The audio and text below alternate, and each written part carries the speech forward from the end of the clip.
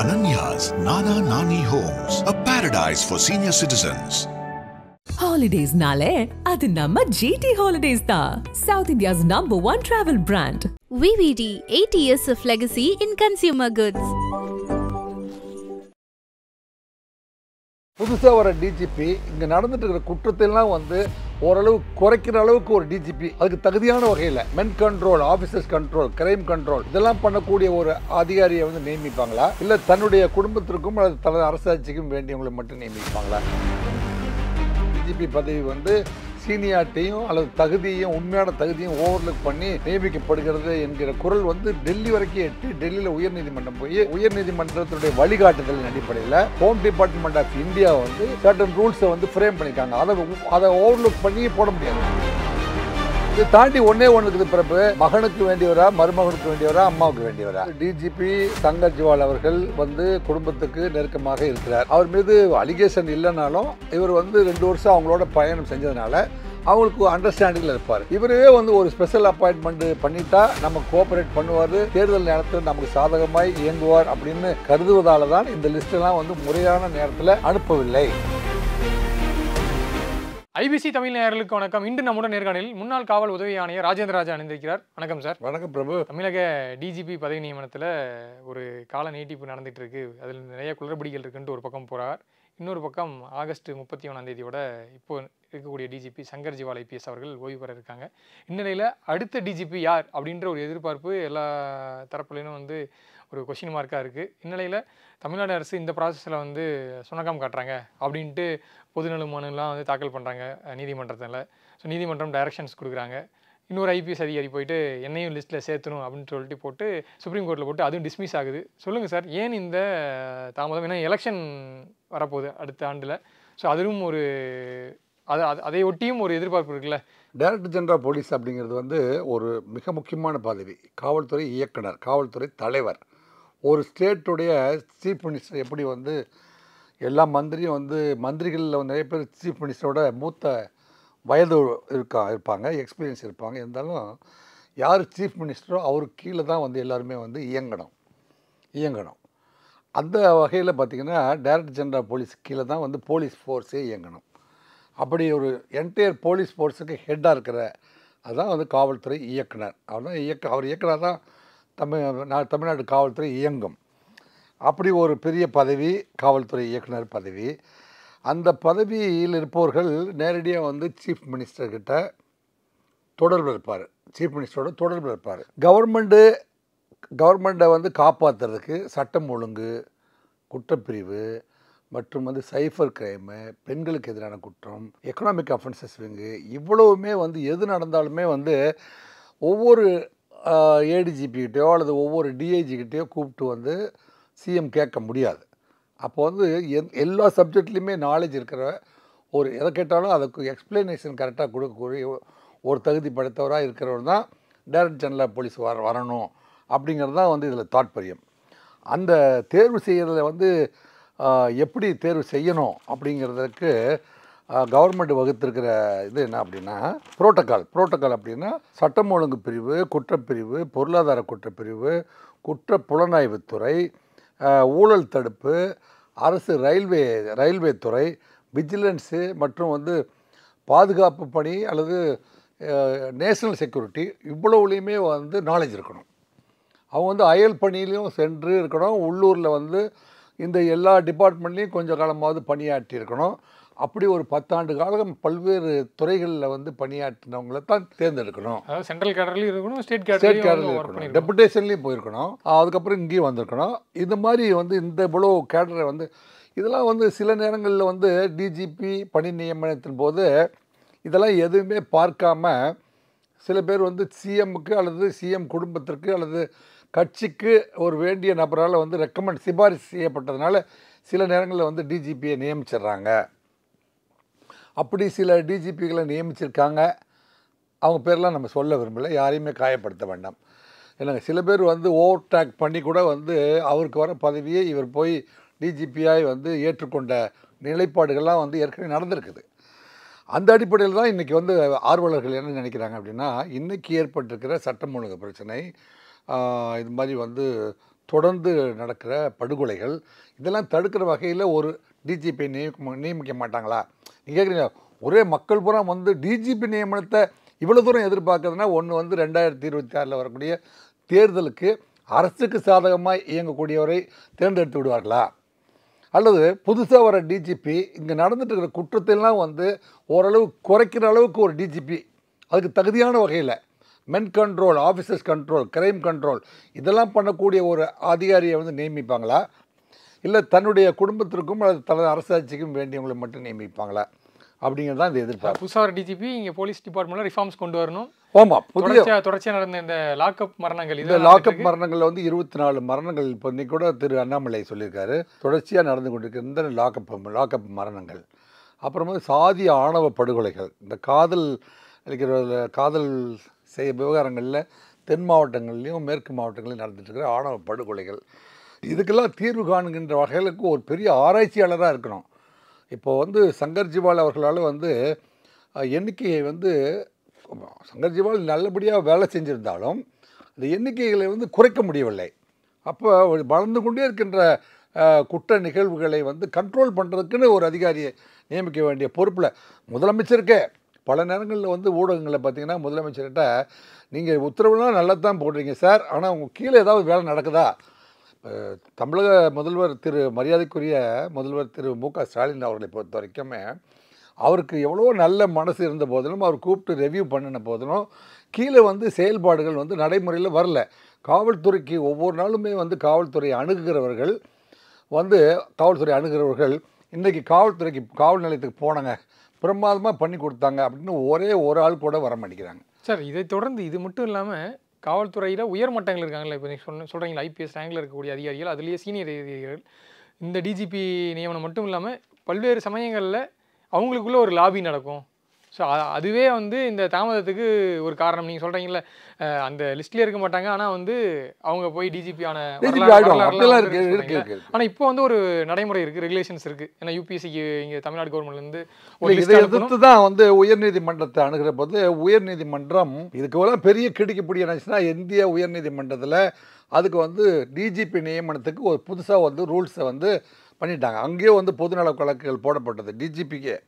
DGP பதவி வந்து சீனியாரிட்டியும் அல்லது தகுதியும் உண்மையான தகுதியும் ஓவர்லுக் பண்ணி நியமிக்கப்படுகிறது என்கிற குரல் வந்து டெல்லி வரைக்கும் எட்டி டெல்லியில் உயர்நீதிமன்றம் போய் அதன் அடிப்படையில் உயர்நீதிமன்றத்தினுடைய வழிகாட்டுதலின் அடிப்படையில் ஹோம் டிபார்ட்மெண்ட் ஆஃப் இந்தியா வந்து சர்டன் ரூல்ஸை வந்து ஃப்ரேம் பண்ணியிருக்காங்க. அதை ஓவர்லுக் பண்ணி போட முடியாது. இப்போ இந்த சீஃப் மினிஸ்டர் ஆஃப் தமிழ்நாடு இருக்காங்களே, இவங்க வந்து என்னடா நம்மெல்லாம் முன்னாடி நினச்சா நம்ம இஷ்டத்துக்கு இவரை தான் ஒரு ஒபீடியண்ட்டாக இருப்பார்னு இவரை போட்டுருவோமே. ஆனால் வந்து சுப்ரீம் கோர்ட் ஆஃப் இந்தியாவும் ஹோம் மினிஸ்ட்ரியும் சேர்ந்து ஒரு புதுசாக ஒரு ரூல்ஸ் எல்லாம் அப்பாயின்ட் பண்ணியிருக்காங்க. இந்த ரூலுக்கு ஒத்து வர மாதிரி நம்மகிட்ட யார் இருக்காங்க அப்படின்னு அவங்க தேடும்போது பார்த்தா திருமதி சீமா அகர்வால். இப்போ முதல் லிஸ்ட்டில் இருக்கிறவங்க பேரை பார்த்துருவோம். லிஸ்ட்டில் இருக்கிறவங்க மொத்தம் 9 பேர் இருக்காங்க. ஒன்று வந்து திருமதி சீமா அகர்வால் ஐபிஎஸ், அவங்க ஒன்று. ரெண்டாவது வந்து ராஜீவ்குமார் ஐபிஎஸ், சந்தீப் ராய் ராத்தோர் ஐபிஎஸ், அபய்குமார் சிங்கு, வன்னிய பெருமாள் ஐபிஎஸ், மகேஷ்குமார் அகர்வால், சஞ்சய் மாத்தூர் ஐபிஎஸ், திரு வினித் வாங்கடே ஐபிஎஸ் மற்றும் வெங்கட்ரமன் ஐபிஎஸ். இந்த 9 பேருமே வந்து அந்த சீனியர் டிஜிபி பதவியில் நியமிக்க தகுதியானவர்கள் அப்படிங்கிற லிஸ்ட்டில் வந்து இந்த 9 பேர் இருக்காங்க. இந்த 9 பேரில் 2 பேர் வந்து பார்த்திங்கன்னா இன்னும் 6 மாதத்துக்குள்ளே அவங்க வந்து பதவி பிரமோத்குமார் ஐபிஎஸும் அபய்குமார் சிங் ஐபிஎஸ், இவங்க பிரமோத்குமார் ஐபிஎஸும் அபய்குமார் சிங் ஐபிஎஸும் இவங்க 2 பேருமே வந்து பிரமோத்குமார் தான் சுப்ரீம் கோர்ட்டில் போய் கேஸ் போடுறாரு. என் பேரை வந்து டிஜிபி லிஸ்ட்டில் வந்து போடணும், அபய்குமார் சிங் எங்களே போடணும்னா இது வந்து குறைந்தபட்சம் 1 வருடத்துக்கு மேலே அவங்களுக்கு சர்வீஸ் இருக்கணும். ஓய்வு பெறத்துக்கு 1 வருடத்துக்கு முன்னாடி இருந்து அவங்க அந்த பீரியட் வரணும். இவங்களுக்கு வந்து 6 மாதம் தான் இருக்குது. அதனால் இவங்க 2 பேருமே வந்து செப்டம்பரில் ஆகிறாரு. ஆமாம் ஆகிறாரு. அதனால் வந்து பிரமோத்குமார் ஐபிஎஸும் அபய்குமார் சிங் அவங்க 2 பேருமே வந்து அந்த லிஸ்ட்டில் சேர்க்க முடியாததாக இருக்கும்போது இந்த மொத்தம் இவங்க அனுப்ப வேண்டியது வந்து இந்த 8 பேரை அனுப்புனா அதில் வந்து சீனியாரிட்டி இருக்கிறவங்க எலிஜிபிலிட்டி இந்த நான் சொன்னேன் பார்த்தீங்களா, இந்த சட்டம் ஒழுங்கு குற்றப்பிரிவு எல்லாத்துலேயுமே வந்து கிராஸ் பண்ணி அதுக்கு எலிஜிபிள் ஆக்கிறவங்க அப்படின்னு பார்த்தா அதில் வந்து 3 பேர் வந்து சேர்றாங்க. 3 பேரில் வந்து திருமதி சீமா அகர்வால் அவர்கள் வந்து, அப்புறம் திரு ராஜீவ்குமார் ஐபிஎஸ், திரு சந்தீப் ராய் ராத்தோர். சந்தீப் ராய் ராத்தோர் வந்து போலீஸ் ட்ரைனிங்கில் இருக்கார். மேடம் சீமா அகர்வால் வந்து இப்போ ஃபயர் சர்வீஸில் இருக்காங்க.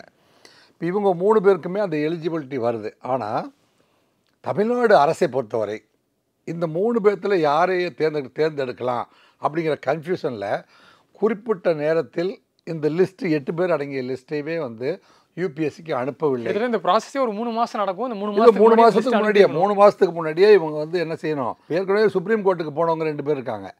அவங்க ஒரு ரெப்ரசன்டேஷன் வேறு கொடுக்குறாங்க.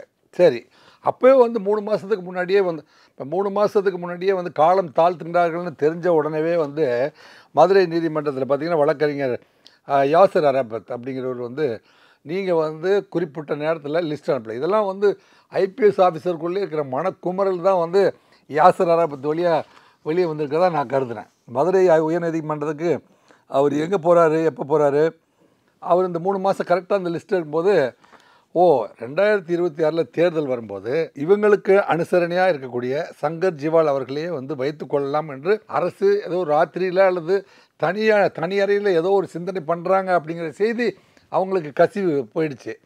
அந்த செய்தியை அடிப்படையாக வச்சு தான் வந்து யாசர் அரபத் போய் மதுரை நீதிமன்றத்தில் பொது வழக்கு ஒன்று பதிவு பண்ணுறாரு. அந்த பொது வழக்கு கூட வந்து சீனியாரிட்டி லிஸ்ட்டை அனுப்புங்க அப்படின்னு முடித்து வைக்கப்படுது. முறையான சீனியாரிட்டி யார் சீனியரோ, யூபிஎஸ்சி என்ன தகுதி அடிப்படையில் வைத்திருக்கிறதோ அதன் அடிப்படையில் வந்து புதுசாக வந்து ரூல்ஸ் ஃப்ரேம் பண்ணி மத்திய உள்துறை அமைச்சகம் என்ன ரூல் இப்போ புதுசாக ஃப்ரேம் பண்ணியிருக்கதோ அந்த ஃப்ரேம் ஒர்க்குள்ளே உள்ளடங்கியவங்களை நீங்கள் அனுப்புங்க அப்படிங்கிறதான் இப்போ. இதுக்கு தமிழ்நாடு அரசு வந்து எப்பவுமே அது காம்பிட்டண்ட்டாக அமையல. காம்பிட்டண்ட்டாக எப்படின்னா இப்போது ஏன் காலதாமதம் பண்ணாங்க அப்படிங்கிறதுக்கு காரணம் சொல்ல முடியல. அதுக்கு வந்து ஒன்று வந்து சங்கர் ஜிவாலுக்கு எக்ஸ்டென்ஷன் கொடுத்தா இவர் நமக்கு ஒத்துவார் அப்படின்னு நினச்சிட்டு இருக்கிறாங்க. ஆனால் அதே சமயத்தில் இன்னொன்று சொல்கிறாங்களே சார், இன்னொன்று வந்து இல்லை அடிஷ்னல் சார்ஜாக வேற ஒருத்தர் கொடுத்து டெம்பரரியாக வைக்காத வைக்கலாம். இப்போ வந்து ராஜேஷ் ஐபிஎஸ் இருக்காரு பார்த்தீங்களா, ராஜேஷ் தாஸ் ஐபிஎஸ்ஸை வந்து டிஜிபி பதவியை ஒருத்தரை போட்டுட்டு ஸ்பெஷல் டிஜிபி, அட்மினிஸ்ட்ரேஷன் டிஜிபி அல்லது ஆலோசனை டிஜிபி இதெல்லாம் வந்து தமிழ்நாட்டில் வந்து ஏற்கனவே சில முன்னுதாரணங்கள் அமைந்திருக்கிறது. இது போல் வந்து அதாவது ஒரு டிஜிபியை இவங்க நியமிச்சிருவாங்களோ அப்படிங்கிற யோசனையும் பல்வேறு மக்கள் மத்தியிலும் இருக்குது. காவல்துறையிலையும் அந்த சிந்தனை அந்த டிஸ்கஷன் போயிட்டுருக்குது. தமிழக முதல்வரை பொறுத்தவரை இதில் நேர்மையாக நடந்துக்கலைன்னா கூட இப்போ திருமதி சீமா அகர்வால் அவங்களும் மிஸ்டர் ரத்தோடு இவங்களும் சரி, ராஜகுமாரும் சரி, 3 பேருக்குமே வந்து டைரக்டர் ஜெனரல் ஆஃப் போலீஸ் ஆகிறதுக்கான வாய்ப்பு. ஏன்னா அவங்க வந்து ஒரு ஐபிஎஸ் படித்து 27 ஆண்டுகள் வந்து அன்பிளமிஸ்ட் சர்வீஸ் அவங்க வந்து பண்ணிவிட்டு வாழ்க்கையில் கடைசி வாழ்க்கையை முடிக்க போகிற சமயத்தில் டிஜிபியாக ஒரு தடவை இருந்துட்டு போக முடியாதா அப்படின்னு அவங்க கனவுகளோடு வர ஒருத்தரை வந்து, ஆனால் இவங்க வந்து 5 வருஷத்துக்கு ஒரு தடவை ஆட்சிக்கு வர்றவங்க அவங்க கனவை உடைச்சி அவங்க தேவையானவங்க 3 பேரில் ஒருத்தர் தானே செலக்ட் பண்ண முடியும். அது கவர்மெண்ட்டுக்கு 3 பேரில் ஒருத்தர் தான் செலக்ட் பண்ண முடியும். ஆனால் அந்த 3 பேருமே வந்து டிஜிபியாக இருப்பாங்க. டைரக்டர் ஜெனரல் ஆஃப் போலீஸாக வேறு டிபார்ட்மெண்ட் டிஜிபி ரேங்க்ல இருப்பாங்க. ஆனால் அந்த தலைமை இயக்குனர் பதவிக்கு வந்து ஆமாம், அதாவது இதில் வந்து ஒரு நாள் இப்போ இதில் எப்படி சீனியாரிட்டி எக்ஸ்சேஞ்ச் ஆகுது அப்படின்னா பிரபு, இப்போ நான் சொன்னேன் பார்த்தீங்களா, இந்த 10 டிபார்ட்மெண்ட்லேயும் வந்து யார் சட்டம் ஒழுங்கு குற்றப்பிரிவு, பொருளாதார குற்றப்பிரிவு, பெண்களுக்கான வன்முறை எதிர்த்து நடவடிக்கை எடுக்கிறது, ஊழல் தடுப்பு, நேஷனல் செக்யூரிட்டி, விஜிலன்ஸு, இது மாதிரியான இதெல்லாம் லிஸ்ட் அவுட் பண்ணுவாங்க. விஜிலன்ஸு, இந்திய பாதுகாப்பு படை, இந்திய புலனாய்வுத்துறை, தேசிய புலனாய்வு, இதெல்லாம் வந்து கிரைட்டீரியாவை வந்து இப்போ கொண்டு வந்து ஃபிக்ஸ் பண்ணிட்டாங்க. புரியுதா உங்களுக்கு? இந்த 3 பேர்த்தில் இவ்வளவு குவாலிட்டி யாருக்கு இருக்குதோ அதை வச்சு அப்போது அதை வச்சு தான் சிஎம் சூஸ் பண்ணணும், தமிழ்நாடு கவர்மெண்ட் சூஸ் பண்ணணும். தமிழ்நாடு வந்து இதெல்லாம் லிஸ்ட் அவுட் பண்ண இவ்வளோ நாள் வந்து நம்ம எக்ஸ் தானே, அவரை தூக்கி போட்டுடலாம், அவர் ஹீரோ மாதிரி இருக்கார், இவர் வந்து நமக்கு ரொம்ப காலமாக வேண்டியவர், அப்பாவுக்கு வேண்டியவர், நம்ம தாத்தாவுக்கு வேண்டியவர், அதனால் இந்த ஃபேமிலி வந்து 20 வருஷமாக நமக்கு பழக்கமான ஃபேமிலி அப்படியெல்லாம் ஒருத்தர் தேர்ந்தெடுத்துட முடியாது. ஏன்னா வந்து ஹோம் மினிஸ்ட்ரி வந்து இந்த மாதிரி ஃப்ரேம் பண்ணி வச்சிருச்சு. திருமதி சீமா அகர்வால், ராஜீவ்குமார் மற்றும் சந்தீப் ராய் ராத்தூர் இவங்க 3 பேர்த்துக்குள்ளேயே இதில் 3 பேர்த்தில் வந்து சீமா அகர்வால் வந்து ஜூனியராக இருந்தாலும் சந்தீப் ராய் ராத்தூர் வந்து சீனியராக இருந்தாலும் இந்த 10 டிபார்ட்மெண்ட்லையும் யார் ஒர்க் பண்ணியிருக்காங்களோ அதில் எக்ஸ்பீரியன்ஸ் இவங்களோட பங்களிப்புலாம் எப்படி எந்த இவங்களுடைய பங்களிப்பு என்ன மாதிரி இருந்துச்சு அப்படிங்கிறத வச்சு அவர் சீனியர் ஆவார். இதைத்தான் வந்து கன்சாலிடேட் பண்ணுறதுக்கு காலதாமதப்படுத்தியிருக்காங்க. ஒவ்வொருத்தரும் வந்து என்னென்ன டிபார்ட்மெண்ட்டில் 27 வருடமாக ஒர்க் பண்ணியிருக்காங்க. அந்த காலத்தை என்ன காரணம் சார்? ஏன்னா கடந்த காலங்கள்லாம் வந்து டிஜிபி நியமனம் ஒருத்தர் ஓய்வு போகிறாருன்னா அதுக்கு முன்னாடி வந்து அந்த அனௌன்ஸ்மெண்ட் அது வந்து யூபிஎஸ்சிலேருந்து 3 பேர் அனுப்புவாங்க. 3 பேர் அனுப்புனாலும் சரி, இவர் யார் மனசில் நினச்சிருக்காரோ அவரை மட்டும் அப்பாயின்ட் பண்ணிடலாம் சீஃப் மினிஸ்டர். இதுக்கு முன்னாடி ஆமாம். ஆனால் இப்போ வந்து இந்த லிஸ்ட்டு ஃபஸ்ட்டு அனுப்பணும், இதை ஷார்ட் லிஸ்ட் பண்ணி ஆமாம். இதில் வந்து அவங்க அப்போ இப்போ வந்து என்ன செய்வாங்க, சுப்ரீம் கோர்ட்டுக்கே போவாங்க. என்ன செய்வாங்க, சார் நான் சட்டம் ஒழுங்கில் 2 வருஷம், குற்றப்பிரிவு, பொருளாதார குற்றப்பிரிவு, குற்ற புலனாய்வுத்துறை, இதிலெல்லாம் வந்து நான் வந்து ஒர்க் பண்ணியிருக்கேன். தேசிய பாதுகாப்பு, மத்திய புலனாய்வு, என்னங்க மத்திய தேசிய புலனாய்வு முகமை, இதில் எல்லாத்துலேயுமே வந்து கவர் பண்ணது நான் தான். அதனால் வந்து அவருக்கு வந்து எனக்கு இருக்கிற தகுதிகள் அவருக்கு இல்லை. அதனால் வந்து சுப்ரீம் கோர்ட்டுடைய வழிகாட்டுதல் முறைப்படி அவர் அப்பாயின்ட் பண்ணது செல்லாதுன்னு வந்து அடுத்த டிஜிபி வந்து கோர்ட்டுக்கு போக முடியும். இந்த இடத்துல தான் வந்து சீஃப் மினிஸ்டர்ஸ்க்கே ஒரு சின்ன செக் இருக்குது டிஜிபியோட நியமனத்தில். இதெல்லாம் வந்து காலத்தினுடைய கட்டாயம், வந்து கல்வியோடைய வளர்ச்சி, என்னங்க எல்லோருக்கும் வாய்ப்பு. ஏன்னா எல்லோருமே நாட்டு மன்னர்கள் அப்படின்னா வந்து வாழ்நாள் முழுவதுமே வந்து தன் இளமை பிராயத்திலேருந்தே வந்து எய்ம் பண்ணி 10 வருஷம் ப்ரிப்பேர் பண்ணி தான் அவங்க ஐபிஎஸ் ஆகிறாங்க. அதுக்கப்புறம் 37 ஆண்டுகள் தன்னுடைய வாழ்க்கையை கடந்து வந்து ஒரே ஒரு தடவை ஒரு ஸ்டேட்டுக்கு ஒரு தடவை டிஜிபி ஆகி போகிறது தான் 2 வருஷம் தான் அந்த வாய்ப்பு கிடைக்குது. அந்த வாய்ப்பை அனுபவிப்பதற்கு அவங்களுக்கும் அந்த அந்த ஆசையும் அந்த உணர்வும் இருக்குமா இல்லையா? எல்லா தகுதியும் இருந்து நான் வந்து ஏற்றுக்கொள்ளப்படவில்லை அப்படிங்கிற ஒரு ஆதங்கம் வரும்போது அவர் சுப்ரீம் கோர்ட் ஆஃப் இந்தியா வரைக்கும் போக தான் செய்வார். ஆனால் இந்த காலதாமதம் டிஜிபி நியமனத்தில் வந்து காலதாமதம் வந்து போலீஸ் அட்மினிஸ்ட்ரேஷன் சைடும் சரி, லா அண்ட் ஆர்டர் சைடும் சரி நிறைய பிரச்சனைகள் ஏற்படுத்தும். நீங்கள் கரெக்டான டைமுக்கு அடுத்த டிஜிபி வரலைன்னா அதுவும் பல்வேறு அரசுக்கும் சரி, காவல்துறைக்கும் சரி பல்வேறு சிக்கல்கள் ஏற்படுத்தணும் ஒரு சைட் சொல்கிறாங்களே, அது எந்த அளவுக்கு சார்? இப்போ நீங்கள் ஒரு 2 பேர்த்த வந்து நீங்கள் வந்து ரிஜெக்ட் பண்ணிடுறீங்க அல்லது வந்து டிஸ்குவாலிஃபை பண்ணுறீங்க. ஒருத்தருக்கு வந்து தகுதி அற்றவருக்கு நீங்கள் பணி நியமனம் பண்ணிட்டீங்கன்னா தகுதி நிறைந்தவர் வந்து கோஆப்ரேட் பண்ணுவாரா?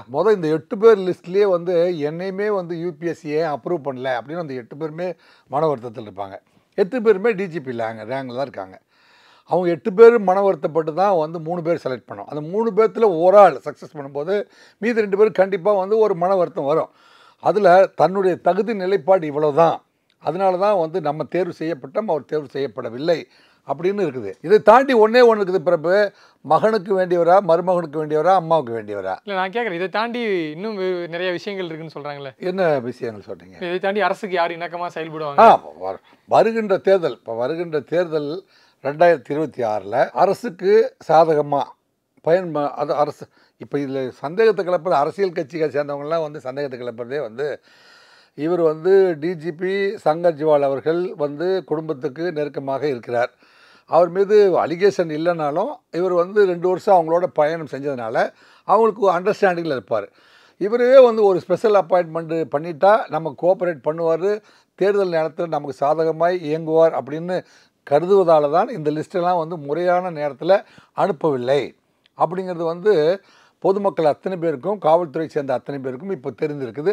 எல்லா நியூஸ் பேப்பர்லேயும் எல்லா ஊடகங்கள்லேயும் அது பதிவாகி இருக்குது. ஸோ இதுவுமே வந்து தேர்தல் நேரத்தில் வந்து ஒரு பேசு பொருளாய் மாற்றப்படும். ஏன்னா தகுதி இருந்தும் வந்து ஒரு டிஜிபியை வந்து உங்களுக்கு வேண்டியவங்களை நீங்கள் நியமிச்சிட்டிங்க அப்படிங்கிற பேசு பொருளும் வரத்தான் போகுது. அது எந்த அளவில் வந்து பாரபட்சம் இல்லாமல் நடந்து கொண்டால் அந்த பழிச்சொல்லுக்கு ஆளாகாமல் நம்ம தப்பித்து விட வேண்டும் என்கின்ற உணர்வும் தமிழக முதல்வருக்கு இருக்க வேண்டும். இல்லைன்னா அது ஒரு கவுண்ட்டாக மாறும். ஆக டைரக்டர் ஜெனரல் ஆஃப் போலீஸை பொறுத்த வரைக்கும் உண்மையான தகுதி உள்ள மனிதருக்கு தான் வந்து அந்த வாய்ப்பு கொடுக்கணும் அப்படிங்கிறது என்னோட. ஏன்னா காவல்துறையில் பணியாற்றி எங்களை போன்றவர்களை வந்து பிரபு என்ன செய்வாங்கன்னா அநீதியாக வந்து கேட்டகரி 1, கேட்டகரி 2, கேட்டகரி 3ன்னு 3 இருக்குது. இதில் வந்து கேட்டகரி 1 வந்து லா அண்ட் ஆர்டர், கேட்டகரி 2 வந்து டிராஃபிக், 3 வந்து தமிழ்நாடு ஸ்பெஷல் போலீஸ்.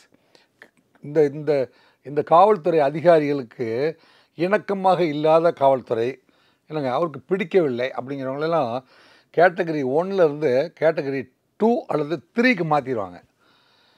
அவர் வாழ்ந்த 27 வருஷம் வந்து வாழ்ந்து முடித்த காவல்துறையில் எவ்வளோ பயணம் பண்ணினவங்கெல்லாம் கேட்டகரி 1லேருந்து கேட்டகரி 3 இருக்கிறவங்களுக்கு கீழே போய் அவங்களுக்கு கீழே வேலை பார்த்து அவங்க வந்து பணி நிறைவு சென்று போகிற பொழுது அவன் 27 ஆண்டுகள் இந்த காவல்துறைக்கு நம்ம உழைச்சி ஒரு பயனும் இல்லையே அப்படின்னு வந்து வேதனைப்பட்டு கொண்டு போவார்கள். அந்த லிஸ்ட்டே கிட்டத்தட்ட வந்து 100கணக்கான பேர் இப்போ எங்கள் லிஸ்ட் எங்கள் 87 பேட்ச்சு எங்களுக்கு அடுத்து வர்ற பேட்செலாம் பல பேர் வந்து புலம்பிக் கொண்டிருக்கிறார்கள். இந்த புலம்பல்களுக்கெல்லாம் பதில் சொல்வதற்கு நாதியற்ற ஒரு துறையாகத்தான் காவல்துறை இருக்குது. இந்த மாதிரியான தேடல்களுக்கு விடை காணுவதே வந்து நீதிமன்றங்களுக்கு தான் போக வேண்டியிருக்கு. காவல்துறையை வந்து முறையாக நிர்வாகம் செய்யவில்லை.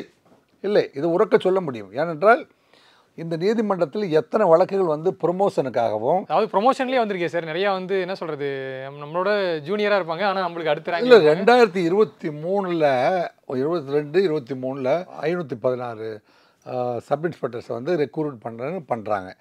அந்த ரெக்ரூட் பண்ணும்போதே இந்த நாட்டில் வந்து உங்களுக்கு கூட தெரியும், எனக்கு தெரியும், அந்த தம்பி கூட தெரியும், கேமராமேன் அத்தனை பேருக்கு தெரியும், இந்த ஊரில் உலகத்தில் இருக்க எல்லாருக்குமே தெரியும். ஆனால் தமிழ்நாடு கவர்மெண்ட்டுக்கு தெரிய மாட்டேங்குது. எப்படி தெரிய மாட்டேங்குதுன்னா 69% இடஒதுக்கீடு, மீதி 31 ஓப்பன் காம்படிஷன்.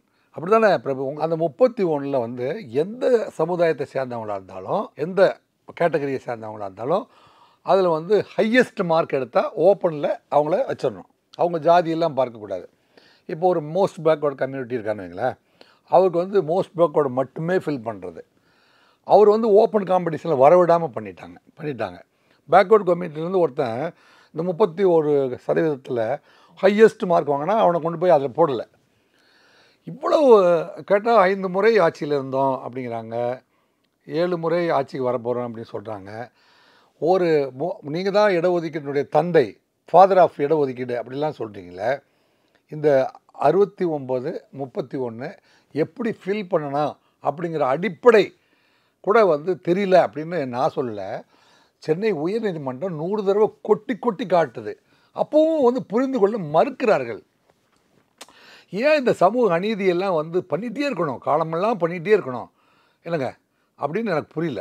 நீங்கள் சொல்கிறது இது எஸ்ஐ செலெக்ஷன்லேருந்து டிஜிபி செலெக்ஷன் வரைக்கும், இது எஸ்ஐ செலெக்ஷன் வந்து டிஜிபி வரைக்கும் போகணும். இன்னைக்கு நாம் பேசிகிட்டு இருக்கிற நேரத்தில் ஒரு 2500 கான்ஸ்டபிள் எடுக்க போகிறோம் அப்படின்னு சொல்லி ஒரு அனௌன்ஸ்மெண்ட் வருது. அத்தனை பேருமே வந்து நாங்கள் வந்து ஹைகோர்ட்டில் கேஸ் போட போகிறோம்.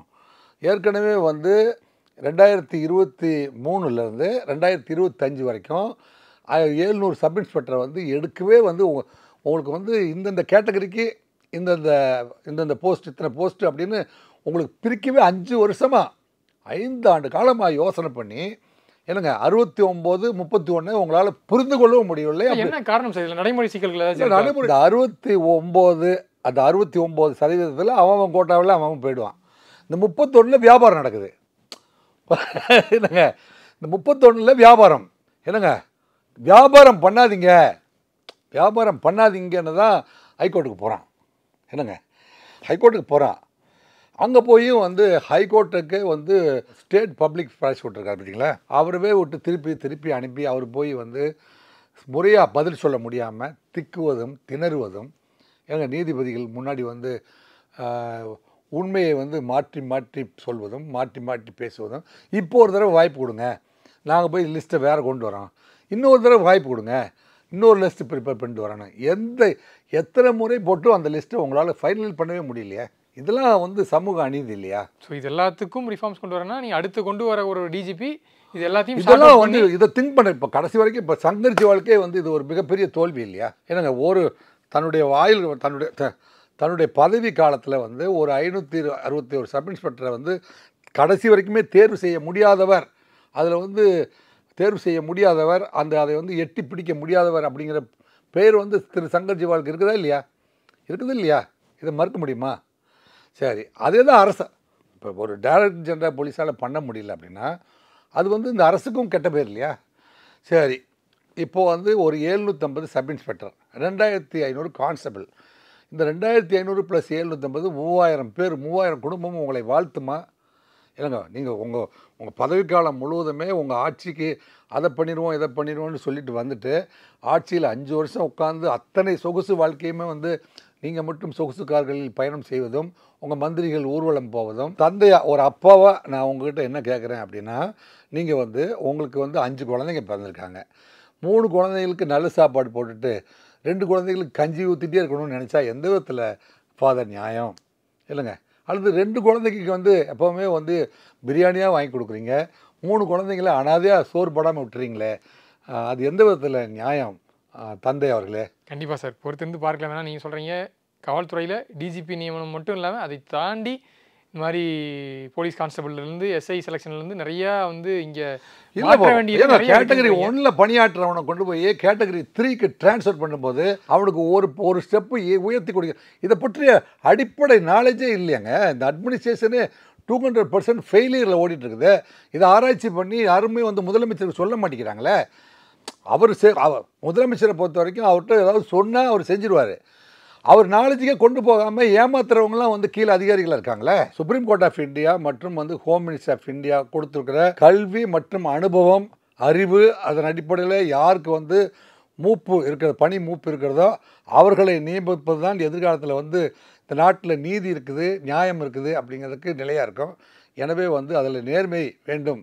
டைரக்டர் ஜெனரல் ஆஃப் போலீஸை வந்து நியமிப்பதில் நேர்மை வேண்டும், நேர்மை வேண்டும், நேர்மை வேண்டும் என்று உங்களை அன்போடு பணிவன்போடு கேட்டுக்கொள்கிறேன். கண்டிப்பாக சார், நேரம் ஒதுக்கி இந்த டிஜிபி நியமனம் அதை தொடர்ந்து காவல்துறையில் என்னெல்லாம் ரிஃபார்ம்ஸ் கொண்டு வரன்ற விஷயங்கள்லாம் வந்து விரிவாக பேசுனீங்க. உங்கள் நேரத்திற்கு நன்றி சார். நன்றி, வணக்கம். Ananya's Nana Nani Homes, a paradise for senior citizens. Holidays nale adu namma GT Holidays da, South India's #1 travel brand. VVD, 8 years of legacy in consumer goods.